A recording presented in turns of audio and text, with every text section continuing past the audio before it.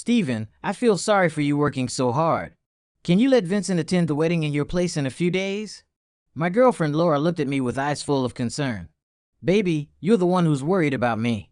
I pinched her beautiful face and said to her with a loving gaze, I also have something to discuss with you.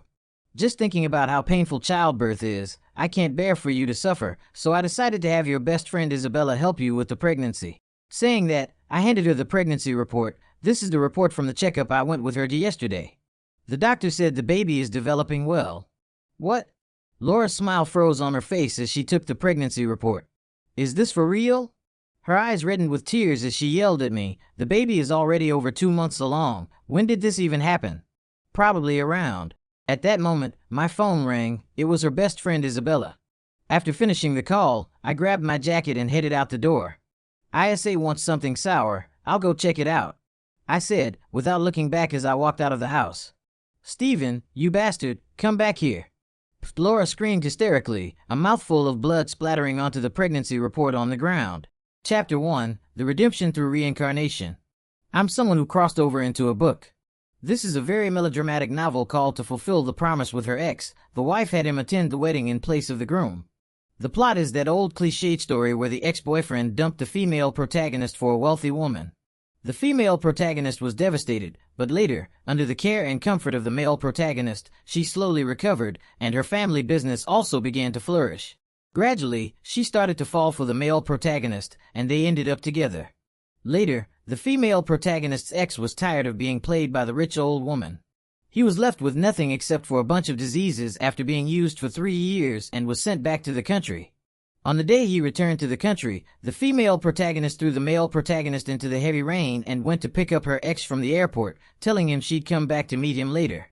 But that night, the female protagonist hosted a welcome dinner for her ex and completely forgot about the male protagonist.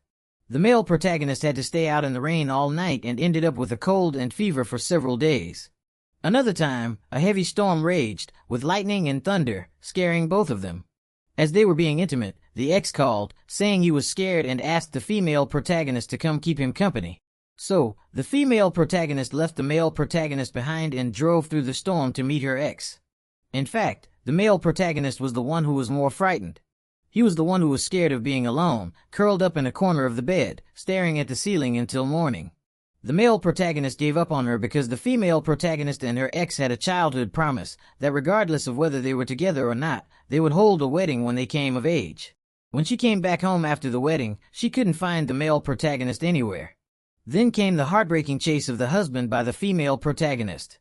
As the saying goes in the romance novels from various parallel worlds, late love is cheaper than grass. As a result, the male protagonist became heartbroken and never married, while the female protagonist went crazy with regret and lost her sanity. Meanwhile, the ex was completely fine with nothing happening to him. The ending was tragic, but now that I've arrived, it's time to have some fun. Chapter 2, Picking Up in the Heavy Rain. To be honest, I realized that crossing over into this world isn't so bad. The male protagonist's family has a company and money, and his girlfriend's conditions are similar, plus she's very pretty. No matter what happens later, for now, things are pretty good. Apart from being a little overly sentimental and having a not-so-great ending, the male protagonist's other qualities are top-notch. But I can change his overly sentimental nature. I'll enjoy the benefits from him, but as for the bitter love, let someone else deal with it, certainly not me. When I first arrived, I was living in harmony with Laura, happily cohabiting for over a year. At that time, Laura's ex, Vincent, came back. Today, Laura had made plans with her friends to go out for hot pot. The driver was taking me, Laura, and her friend Isabella. As soon as we stepped out, the rain started pouring down in buckets. At this moment, Laura's phone rang. I could see her body tense up visibly as she quickly dug out her phone from her bag, almost answering in a second. She deliberately lowered her voice, but her eagerness was obvious. Hello. I didn't hear what was said on the other end of the line, but I saw her eyes light up in an instant and a joyful excitement spread across her face like a girl who just received a surprise. Even her lips couldn't help but curve upward and her voice seemed to get sweeter by 8 degrees. Really? You're here? I know. It must be hard to get a cab in this weather. Don't move, just wait for me there. I'll come pick you up right now.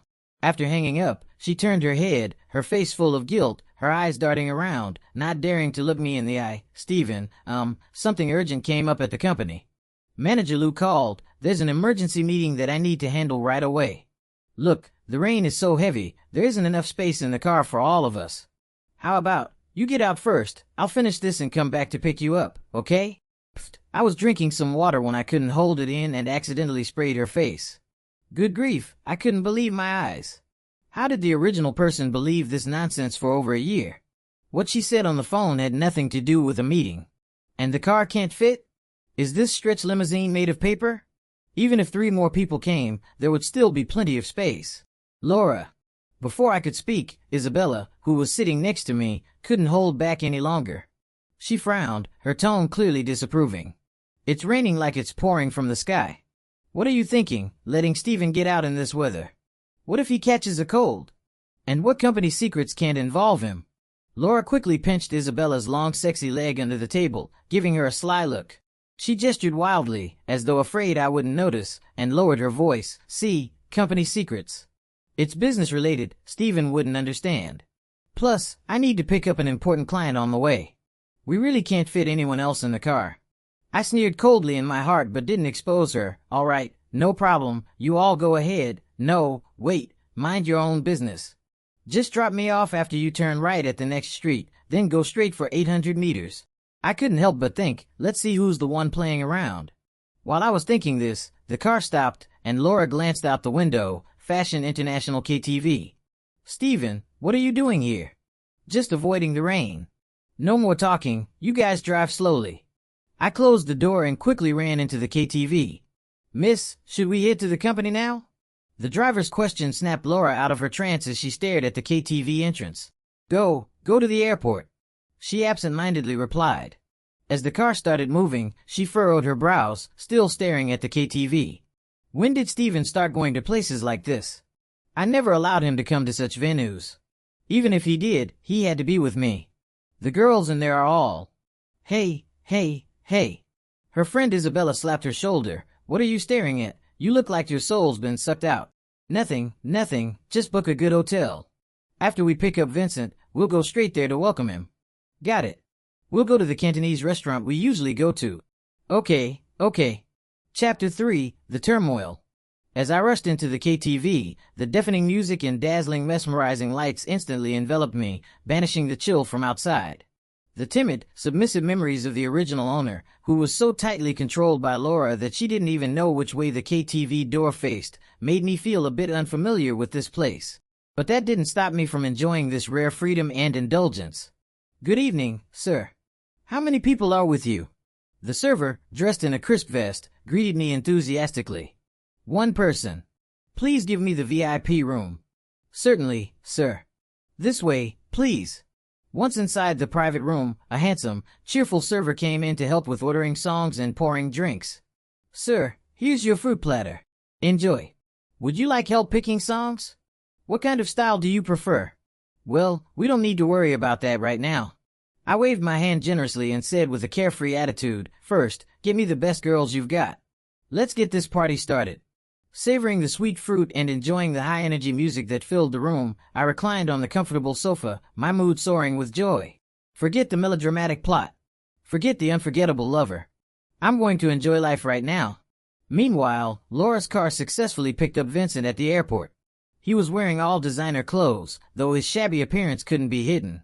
His expression was calculating, and there was a hint of ambition in his eyes. As soon as Vincent got into the car, he started his performance, his gaze seemingly glued to Laura. Laura, it's been a long time. You look even more beautiful.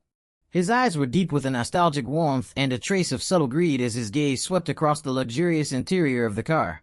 Thank you, you look good too. Laura responded politely, but her eyes kept glancing at her phone, her mind elsewhere. The image of me rushing into the KTV kept flashing uncontrollably in her mind. The welcome dinner was set at a high-end private Cantonese restaurant with a private room reserved. In addition to Isabella, there were several mutual friends of theirs. Vincent was clearly the center of attention tonight. He went all out with his performance, recounting nostalgic memories, giving deep, lingering glances, and throwing in subtle, ambiguous hints in his words. He was executing his tactics smoothly. Do you remember when we were kids? Under that big locust tree in our hometown, you said that when we grew up, we would have a wedding. These past years abroad have been good, but I've always felt so lonely. What I miss most is your sweet and sour ribs and the feeling of being with you. Unfortunately, Laura seemed to have truly left her soul behind at the KTV. Her mind couldn't help but drift back to the image of me surrounded by beauties and indulging in luxury. The more she thought about it, the more restless she became. Her chopsticks absently poked at a shrimp dumpling in her bowl, nearly turning it into a pile of shrimp paste. What is Steven doing right now? Why would he go to a place like that? Is he mad? All kinds of thoughts made her uneasy. Laura. Laura. Vincent called her for the third time, seeing her absent-mindedly swirling her wine glass. This wasn't what he had expected. He thought Laura should be all over him, asking how he was, warmly greeting him as usual. The Laura who had always been eager to please him was now right beside him, yet she seemed absent and distracted. Ah. Oh, sorry, Vincent. Laura suddenly snapped back to reality, forcing a somewhat stiff smile. She put down the now mingled dumpling. I have a family emergency, it's urgent. I need to leave now. You all enjoy yourselves. Eat well, drink well. I'll cover all the costs for today. We'll catch up another time. At this moment, she just wanted to rush back to the KTV and see what was going on.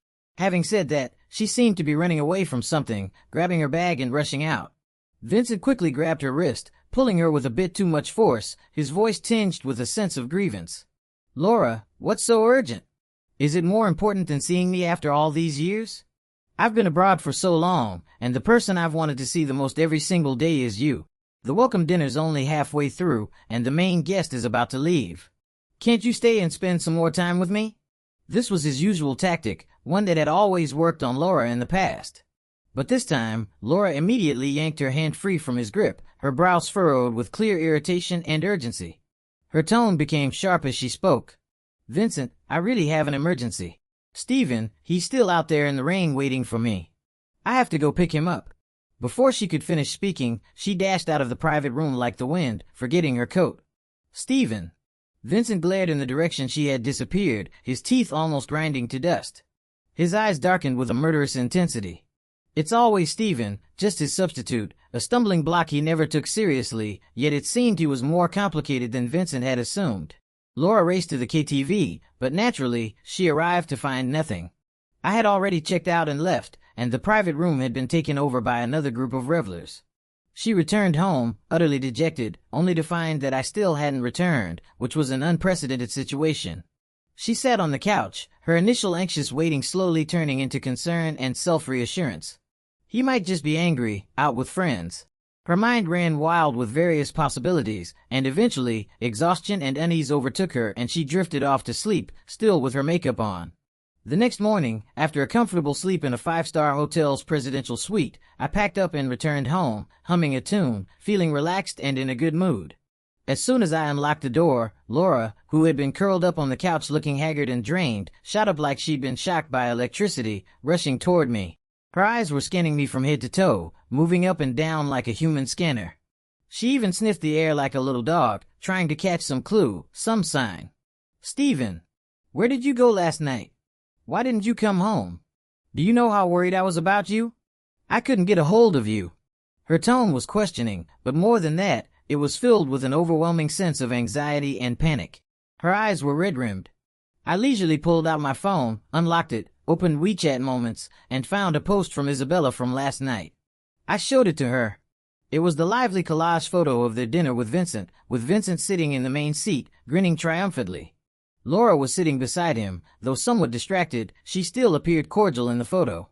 Didn't you say you had an urgent company matter last night? Was it really just about picking up this important client to welcome him?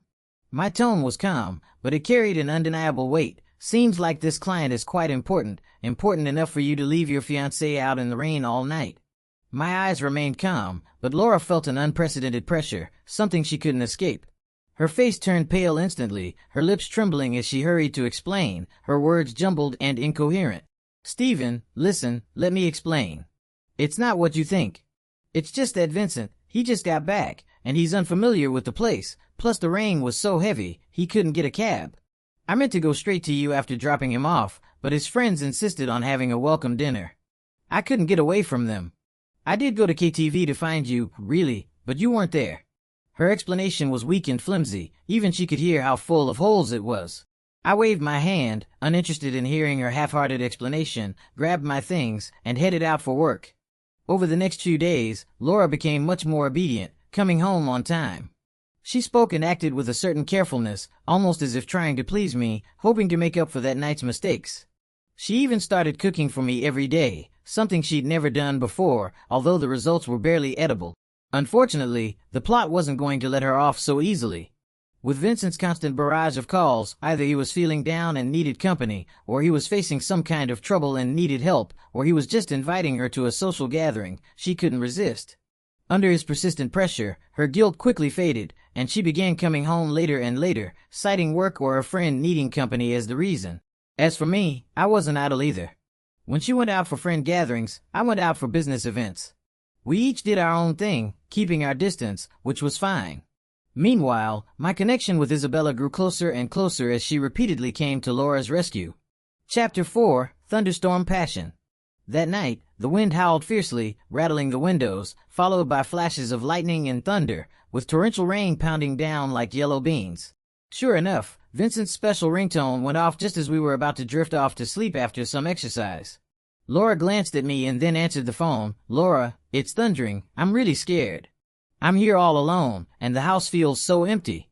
You know how much I hate this kind of weather. Can you come and keep me company?" Laura held the phone, a flash of hesitation crossing her face as she looked at me, almost asking for my permission. However, I remained expressionless, staring at her. I wouldn't say yes to letting her go, but if she wanted to go, I wouldn't stop her either.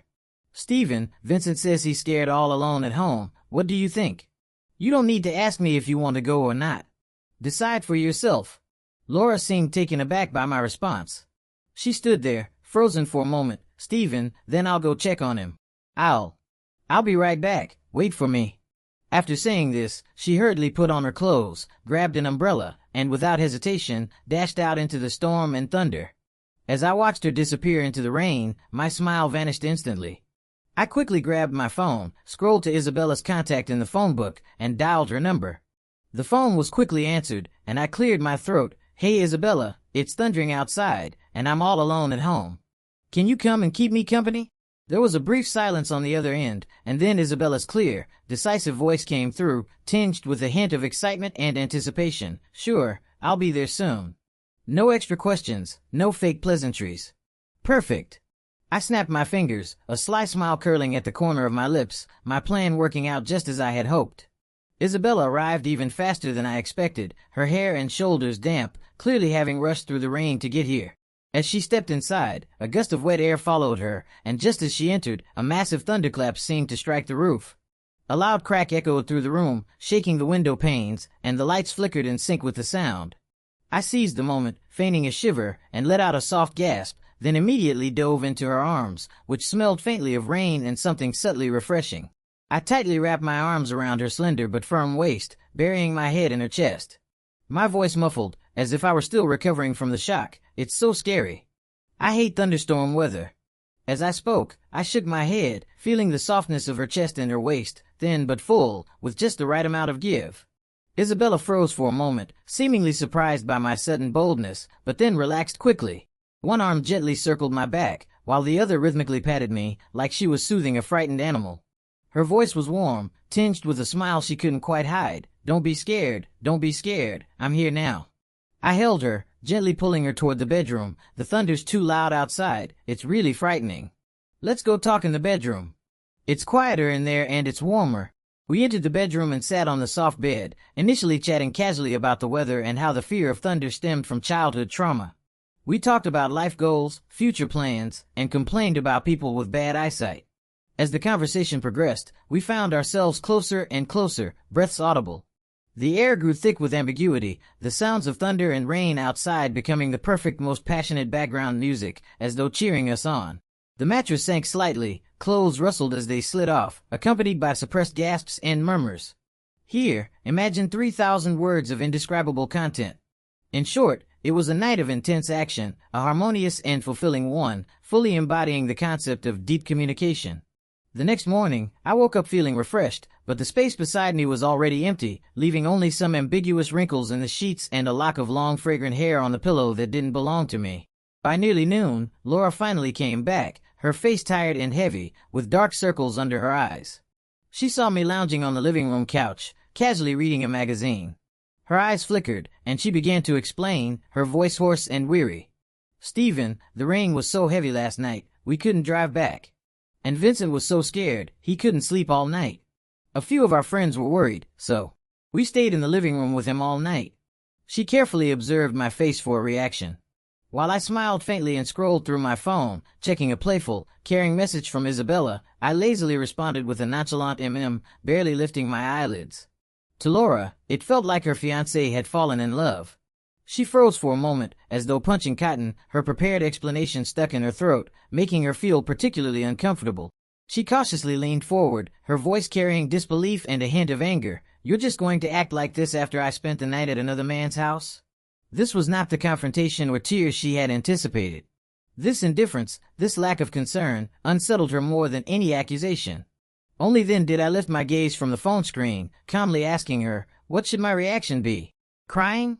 Throwing a fit? Hanging myself? Or locking you in the house and forbidding you to leave?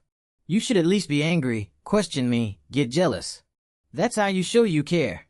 She grew agitated, her voice rising with a sense of being neglected and frustrated. "You know this behavior isn't right and it's easy to misinterpret, yet you still went." I shrugged, my tone casual, with a touch of resigned indifference. "I'm just your boyfriend, I don't need to meddle in everything." With that, I put away my phone, stood up, straightened my clothes, and told her I was going out to dinner with Isabella. I needed to get there early, I couldn't keep a girl waiting. I left her standing there, her expression shifting wildly from shock to anger, then to a hint of panic, and finally total disarray. Only then did she belatedly and clearly realize that my lack of concern hit her harder than any heated argument or accusation ever could. It left her feeling terrified and powerless. Chapter 5, A Pregnancy Checkup's Unexpected Twist. In the following days, Laura seemed genuinely flustered, trying hard to make up for it, her actions even coming across as a bit clumsy and forced. She began to spend more time with me, help pick out hotels, try on wedding dresses, choose home goods. She was overly focused on the wedding preparations.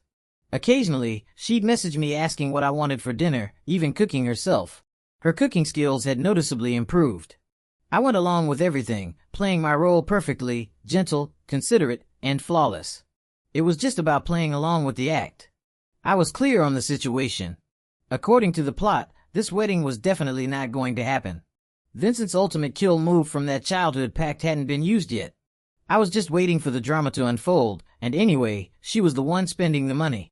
During this time, she was still frequently called away by Vincent due to various emergencies, which gave me and Isabella plenty of opportunities to spend time together and have deep conversations. Our relationship grew rapidly, as we discovered that we shared similar values, hobbies, and even complaints about Laura and Vincent. Then, one day, while Isabella and I were dining at an exquisite private restaurant, just after our dishes had been served but before we could start eating, Isabella suddenly turned pale, clutching her mouth and gagging. She quickly stood up, muttered an apology, and rushed off to the restroom. I watched her stagger away, a slight unease in my heart, quickly followed by a strange intense sense of joy and expectation. Could it be she was pregnant? Sure enough, after my insistence and accompanying her, the hospital test results came back quickly. Looking at the ultrasound, where two tiny but clearly defined little beans were already forming, I felt an odd, indescribable sensation. If it's meant to be, it's fate. And not just one, but two. Seeing Isabella, who was clearly at a loss for what to do, I tightly held her hand. Later that evening, when we returned home, Laura had prepared dinner and was waiting for us. Upon seeing me, she rushed over with a concerned look, hugging my arm and pressing her body close to mine. "Stephen, I've noticed that you've been running around for the wedding recently. You've lost so much weight. I feel so sorry for you. Why don't you let the wedding planners handle some of the small tasks? You don't have to work so hard," she said, her voice dripping with sympathy. A red flag immediately went off in my mind. Was this the moment? Well, it was about time to confront her tonight. I kept my face calm, even patting her hand gently, speaking in a soft tone. "It's fine." She paused, carefully observing my face before cautiously suggesting, "I have an idea." "An idea? Is there something you can't say to me?" "Well, for the wedding in a few days, it's really just a formality, mainly for the elders. The ceremony is long and tiring, and I'm afraid you'll get exhausted. How about Vincent stands in for you at the ceremony? He's about the same size as you, the suit fits the same. If he wears a tuxedo with a mask and sunglasses, no one will be able to tell from a distance. That way, I won't have to watch you work so hard, and I'll feel less sorry for you." She said it with such sincerity, her eyes even reddening with a touch of concern. If it were for anything else, I might have been touched, but now, this was treating me like an idiot. She wanted to spare me the exhaustion of attending my own wedding. Fucking is even more exhausting. Should I let him take my place in that too? I silently complained a few times in my mind, but I didn't let it bother me. After all, she was just a girlfriend, and I never intended to marry her anyway. A smile, more exaggerated and filled with even more concern than hers, instantly spread across my face. I even reached out to affectionately pinch her cheek.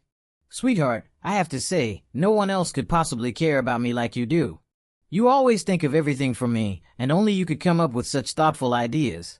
Seeing me smile so brightly, seemingly without any hint of displeasure, she immediately relaxed, her smile growing even sweeter. "Baby, you care about me so much, and I care about you even more. Every time I think about how painful it is for a woman to give birth, how exhausting it must be to carry a child for 10 months, my heart aches like a knife cutting through it. I can't bear to see you suffer even a little. That's why I've decided. I'll have your best friend Isabella carry your child for you." As she spoke, she pulled out the freshly printed pregnancy report from her pocket and slowly handed it to me. Upon hearing this, Laura stood on her tiptoes and kissed me excitedly.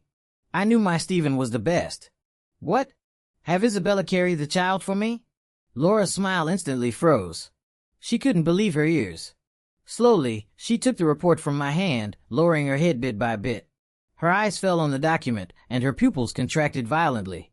"Pregnancy, about 13 weeks, twins, good fetal development," she read, as though she couldn't comprehend the words. She muttered each word slowly, her fingers trembling uncontrollably, the paper she was holding starting to crumple under the pressure. After a few seconds of silence, she suddenly looked up, her eyes bloodshot, tears rushing out like a broken string of pearls. "This is real. The baby's over 2 months along. You too, when did this happen?" Huh? When? Right under my nose. "Isabella, that slut, she seduced you." She suddenly crumpled the report into a ball and threw it violently on the ground. I scratched my head, feigning indifference. Let me think. It was probably the day it was storming. You went to Vincent's place, right? I was scared, so I asked her to come keep me company. Just then, my phone rang at the most convenient moment. It was the special ringtone I had set for Isabella. I immediately answered the call, my tone switching to a gentle mode, my eyes softening. "Hello, ISA. What's up?" Okay, you're craving something sour. All right. I'll head over right now. What do you want? Sour plums? Hawthorn? Or maybe lemons? Got it. I'll buy a bit of everything. You can choose. I'll be there soon." After hanging up, I casually grabbed the coat on the couch, slipped it on smoothly, and walked toward the door, completely ignoring the woman behind me who was trembling from extreme anger and despair. "Sorry, Laura, but Isabella's morning sickness is acting up. She suddenly wants something sour, and I have to deliver it to her. Pregnant women come first, right? Can't let her go hungry. You understand, don't you?" Laura screamed hysterically, her voice hoarse as she grabbed a nearby pillow and threw it at me with all her strength. I didn't even look back. At this moment, all I could think about was getting some sour food. "Stephen, how could you do this to me? You didn't explain things to me properly. I'll never forgive you." With a final, desperate breath, Laura collapsed on the floor, spitting a mouthful of blood that splattered across the pregnancy report. Chapter 6, Relentless Entanglement. Afterward, things unfolded as expected. I packed my main belongings and moved into Isabella's place. In the following days, I was extra careful and considerate with Isabella, acting every bit the model husband and father. I attended every prenatal checkup without fail, recited all the pregnancy precautions, and constantly found ways to nourish her and soothe her occasional emotional swings due to hormonal changes. How could Laura possibly let it go? She first tried calling me relentlessly. After I blocked her, she found every possible channel to inquire about me, using all the connections at her disposal. Soon enough, she found out where Isabella and I were living, our high-end apartment in the city center. One morning, the doorbell rang incessantly, each ring louder and more urgent than the last. I quickly ran to the door, as Isabella had been especially irritable these past few days and couldn't bear the noise. When I opened the door, there stood Laura, looking a bit haggard, her spirit clearly shaken. The first thing she saw was Isabella standing behind me, wearing loose, comfortable cotton loungewear, her small belly already subtly showing, a natural, healthy flush on her face. Isabella remained calm, knowing this moment would eventually come. In an instant, Laura's eyes filled with pure rage and hatred. Her gaze was so intense it seemed as though she wanted to tear Isabella apart with her bare hands. Isabella, I treated you so well as my best friend. I told you all my secrets, and you, behind my back, you seduced my boyfriend. You shameless bitch.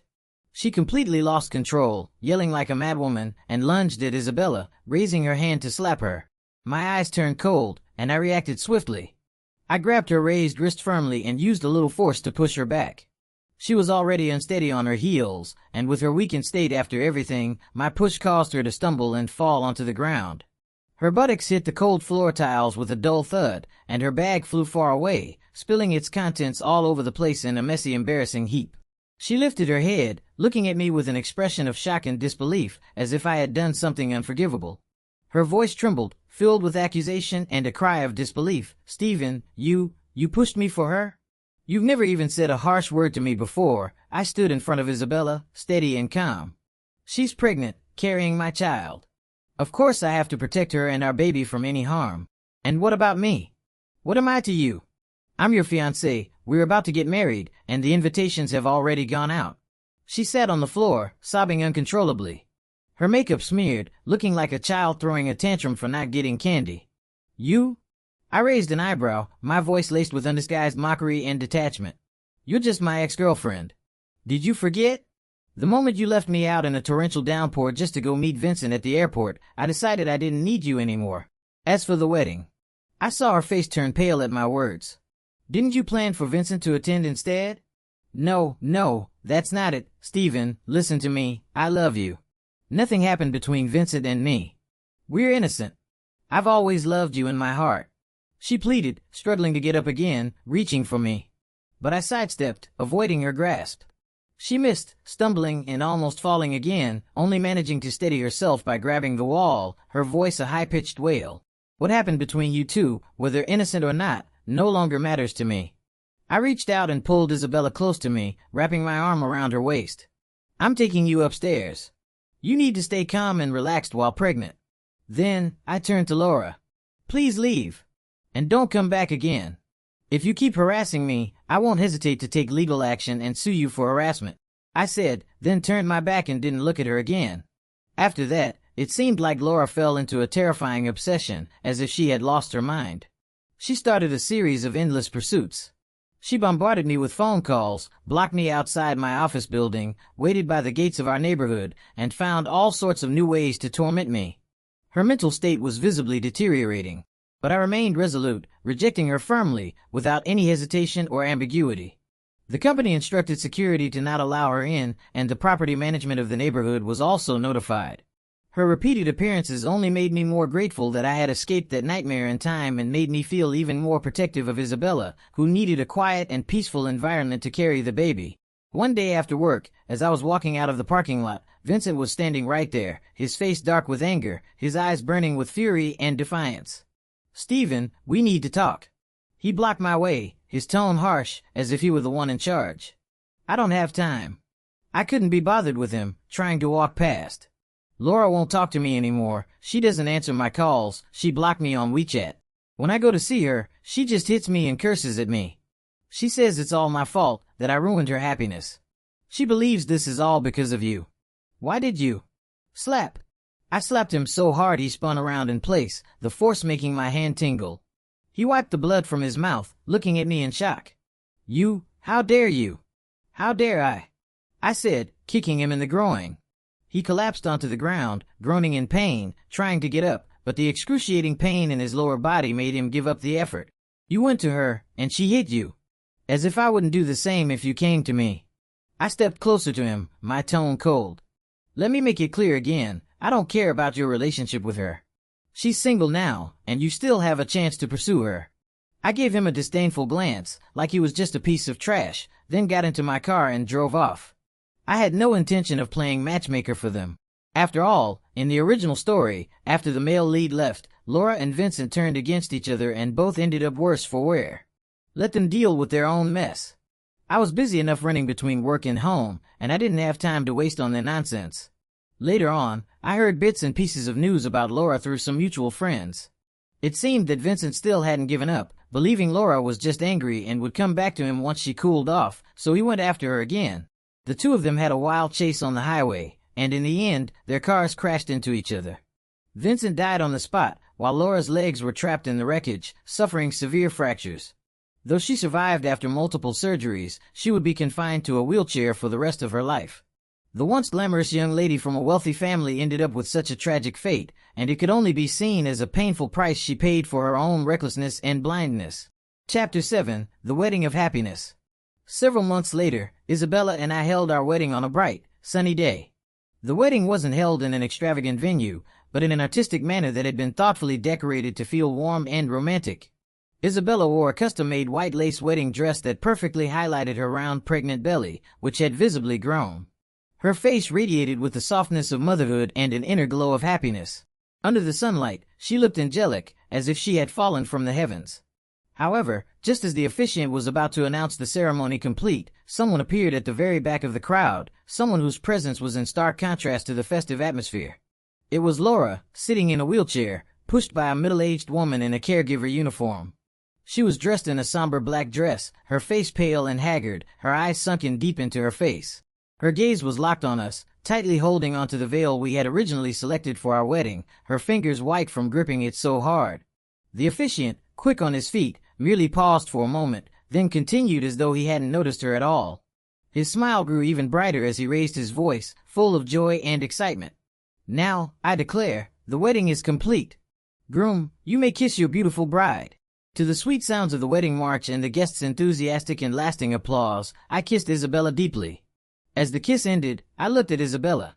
She was gazing up at me, her eyes filled with love and happiness that almost seemed to overflow. She gently caressed her round belly, where the fruit of our love was growing. I smiled too, tightly holding her hand. The late passion I had found, after waking up to reality and decisively cutting off the past, was worth more than anything. This happiness was priceless. As for the woman in the wheelchair, sorry, your script was torn up by you long ago. There was no role for you in my story anymore. Your part in this tale is now officially over. The future stage belongs to our family of 4.